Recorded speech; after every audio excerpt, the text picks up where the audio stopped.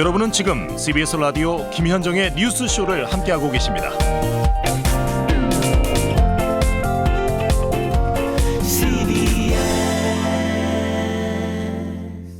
예, 일부에서 전해드린 대로 어제 우리 정부가 박근혜 정권 때 일본군 위안부 피해자 지원 명목으로 설립했던 곳이죠. 화해치유재단의 해산을 공식 발표했습니다.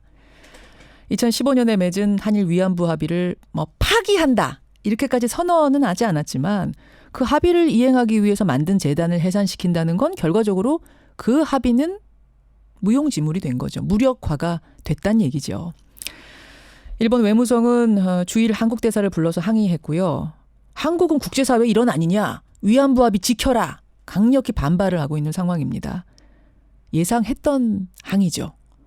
그럼에도 불구하고 해상을 결정한 이유는 뭔지, 또 앞으로는 어떻게 대처할 건지, 어제 재단의 해산을 선언한 분, 주무부처 여성가족부의 진선미 장관 직접 연결을 해보겠습니다. 아, 장관님 안녕하세요. 네, 안녕하세요. 취임한 후 라디오 첫 인터뷰시죠? 그런 것 같은데요. 항상 정치인으로 국회의원으로 인터뷰하다가 장관으로 인터뷰를 하려니까 저도 기분이 좀 새로운데 네. 좀 늦었지만 취임 소감부터 한 말씀 하시겠어요? 네. 예전에는 국회의원도 사실은 책임이 막중하니까 항상 어깨에 소 한 마리가 올라타 앉아 있었던 거라면 예. 지금은 코끼리로 바뀐 코끼리 감당 가능하시겠습니까? 그래도 항상 행보가 무겁습니다. 네, 그러나 또 열심히 해보려고 하고 있고요. 또 한편으로는 설레이기도 합니다. 네, 그래, 하실 일이 많기 때문에 또 설레이기도 한.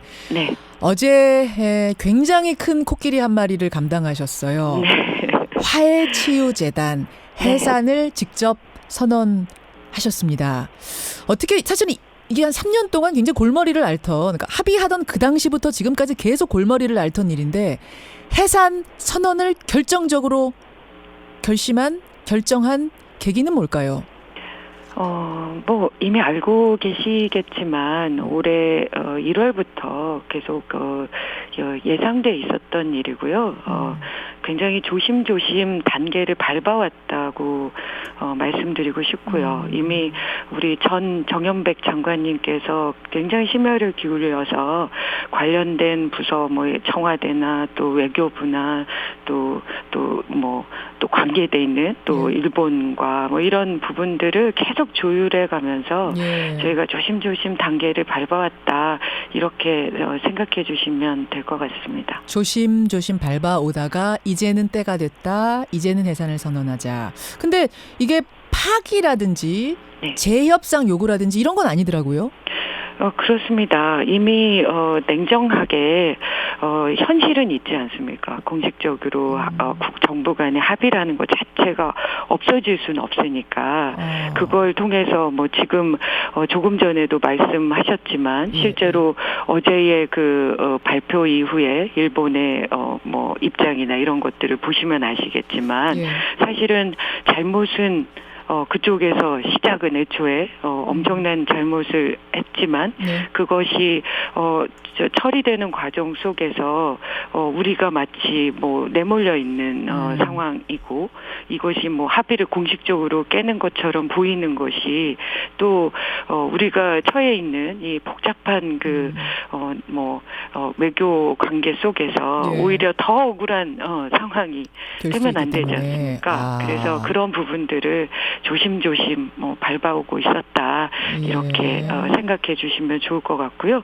훨씬 더 정연백 장관님께서 더 많은 일을 하셨습니다. 네. 일본은 아니나 다를까 어제 해산 발표가 나오자마자 강력하게 항의를 했습니다. 아베 총리가 한국은 국제사회 일원 아닙니까?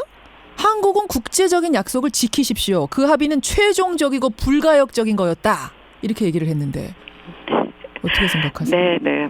예상한 반응이고요. 다들 아시고 계시겠지만 일본은 실제로 그 문제들에 대해서 한 번도 공식적으로 우리가 원하는 우리가 알고 있는 진실에 부합된 입장을 보이고 있지 않은 그 일관된 연속선상이 있다고 생각합니다.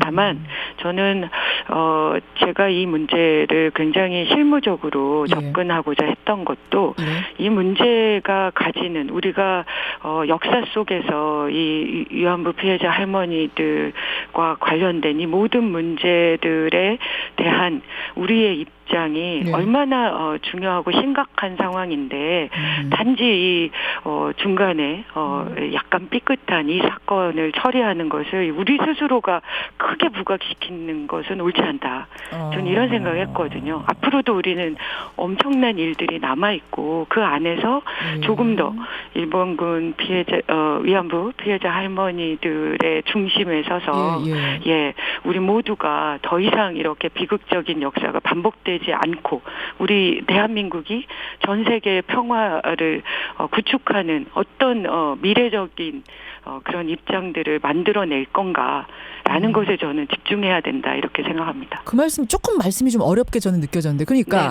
우리가 최종적으로 받아야 될 목표는 사과잖아. 진심 어린 사과, 반성 그렇죠. 이거예요. 이건데 그리고 뭐 출연금 이런 게 아니라 배상을 어떤 죄에 대해서 값을 치르는 걸 배상이라고 하는데 배상을 받아야 되는 건데 그 최종 목표를 향해서 기술적으로 조심조심해서 가는 게 중요하지. 지금 당장 뭐 파기 선언, 재협상 요구해서 외교적으로 큰 문제를 만드는 게 결국은 그 목표로 가는 데 있어서 득이 되지 않을 거다라는 판단. 그래서 신중하게 간다. 이렇게 해석하면 됩니까? 그렇게 제가 말씀을 드렸어야 하는데. 맞아요. 제 해석이 맞습니까? 제가 이 코끼리가 항상 말썽입니다. 맞습니다. 그 말씀입니다. 그 말씀이군요. 그래서 파기입니다.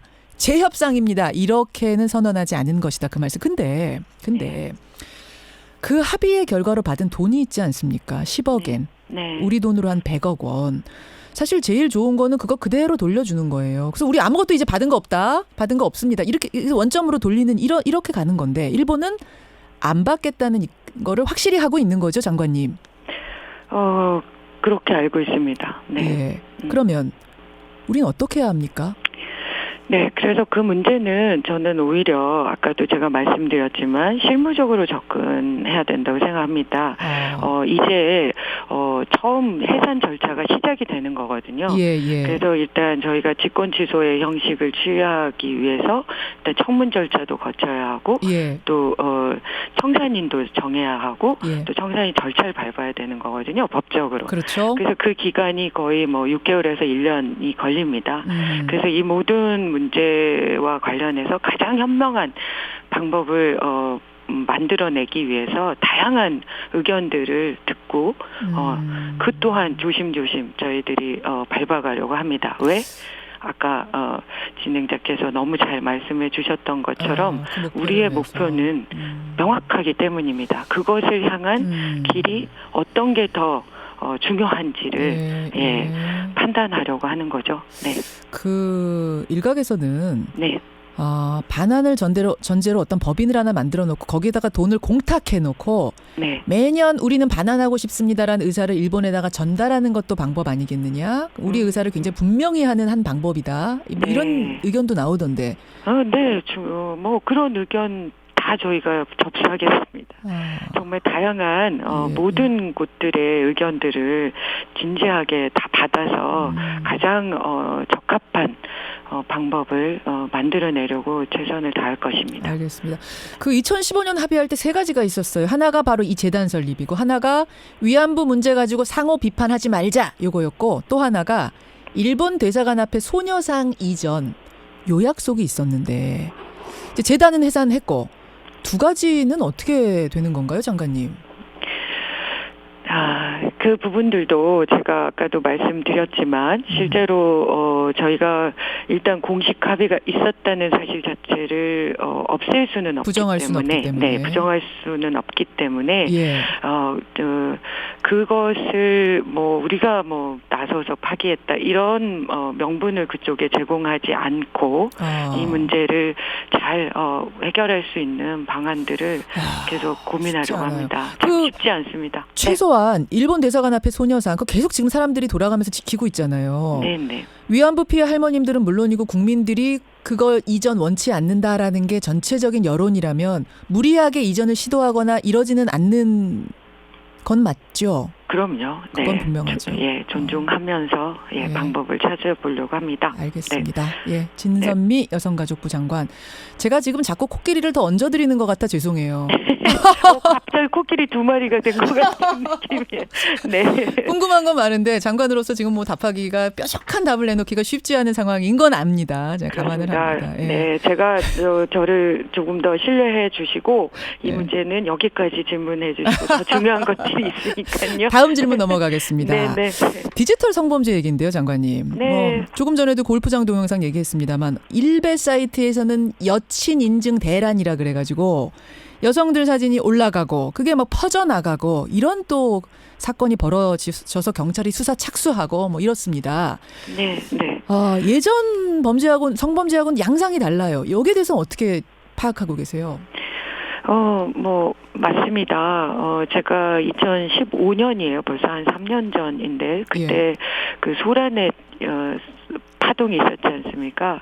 그 소라넷이라는 유해 사이트 안에서 이 몰래카메라 불법 촬영물에 관한 심각성을 너무나 절절하게 인식했었기 때문에 그 문제들에 대한 해결 방안들을 지속적으로 고심하고 고민해 왔는데 사실 이 상황이 너무나 전체적으로 당황하고 있는 거죠. 실제로 이런 성범죄를 수사하는 뭐 경찰, 검찰, 또 그것에 대한 법을 형량을 선고하는 법원, 또 그 문제들에 대한 근본적인 대책을 마련하는 뭐 방심위와 방통위와 또 우리 여가부와 뭐 이런 모든 관계자들이 다 이 모든 상황들에 대해서 새롭게 충격적으로 받아들이고 있는 거죠. 그 문제들에 대해서 그 전체적인 해결 방안을 찾아가고 있는 과정인데 그 과정이 피해자들 또 그 피해자 잠재적 피해자라고 스스로 생각하는 우리 대한민국의 수많은 여성 또는 남성 이런 분들의 그 불안감과 공포감을 해소시켜주지 못하고 있는 현실은 분명히 인정합니다. 그렇죠. 예. 그래서 그 부분들과 관련해서 저희가 관계 부처들을 다 만나고 있고요. 여가부가 컨트롤 타워가 돼서 범부처 지금 협의체를 지속적으로 돌리고 있습니다. 그래서 예를 들면 지금 제가 며칠 전에도 그 대법원 산하의 양형위원회라는 게 있습니다. 그래서 양형 기준을 저희가 한 2009년부터 거의 10년째 그거를 도입해서 각 법원마다 이 부당하게 이 편차가 있는 그런 양형들을 조정하는 그런 기구가 있는데 그 양형위원회에 저희가 부탁을 드려서요.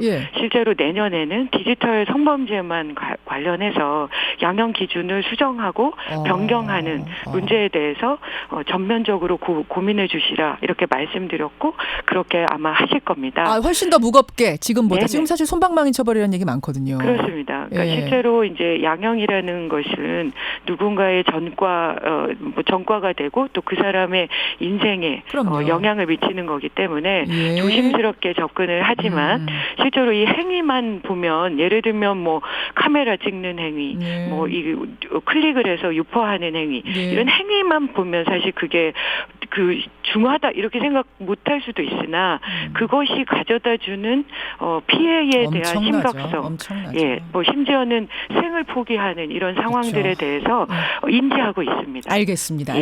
근데 오래 걸리면 안 돼요. 그게 너무 오래 걸리면 큰일 나는 게 지금 디지털 성범죄는 빠른 속도로 진화하고 나쁜 의미로 진화하고 있기 때문에 그렇습니다. 법이 이렇게 느리게 따라가고 관계부처가 느리게 따라가면 절대 안 된다는 말씀 꼭 드리고 싶습니다. 네, 맞습니다. 계속 주의하고 있고 이번에 또 그 웹하드 이 뭐 카르텔 문제로 많은 분들이 걱정하고 계신데 양진호 씨. 그 문제와 관련해서도 어쨌든 영상물을 그 삭제하거나 차단하는 필터링 기술을 새롭게 개발하고 있고요.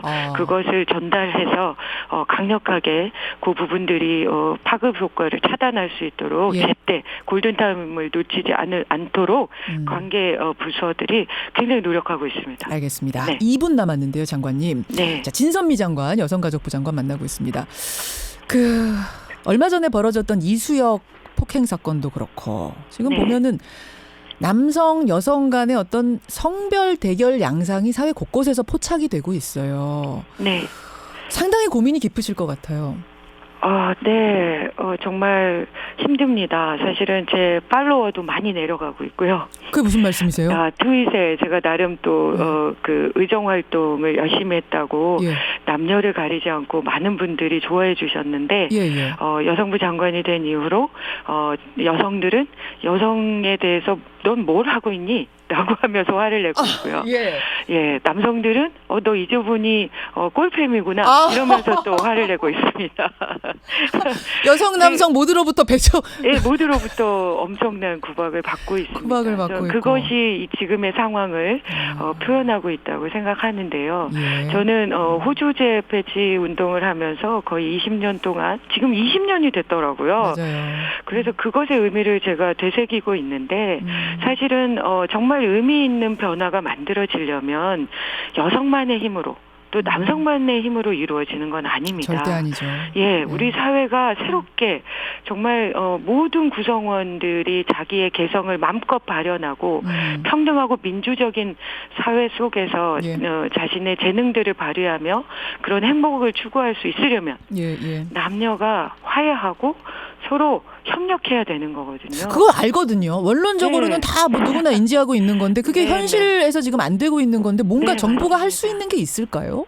이걸 좀 소통을 있습니다. 위해서. 저는 굉장히 다양한 방법을 고민하고 있고요. 실제로 저는 그 정부의 정책의 최대의 수혜자라고 생각하거든요. 남녀가 격차가 있었던 그 상황 속에서 제가 그 격차를 극복하고 그래도 이렇게 누군가의 삶을 같이 고민할 수 있는 장관의 자리에까지 올라올 수 있었던 것은 수많은 사람들이 특히 남성 조력자, 여성 조력자 이 많은 분들이 누군가의 그 고민을 대신하면서 싸워가면서 정책들을 개발하고 법을 만들어내고 이런 과정 속에서 최대의 수혜자가 저라고 생각하기 때문에 제 스스로가 남성들을 부당하게 배척하지 않고 그러나 여성의 이런 격차를 해소해 가는 것이 곧 모든 문제의 해결 방안이다. 그리고 대한민국의 경쟁력을 제고하는, 높이는 그런 방법이다라는 걸 설득해내고 만들어 가려고 합니다. 알겠습니다. 이제 뭐 취임 2달밖에 안 되셨으니까요. 고민을 그렇습니다. 좀 깊게 해주시고요.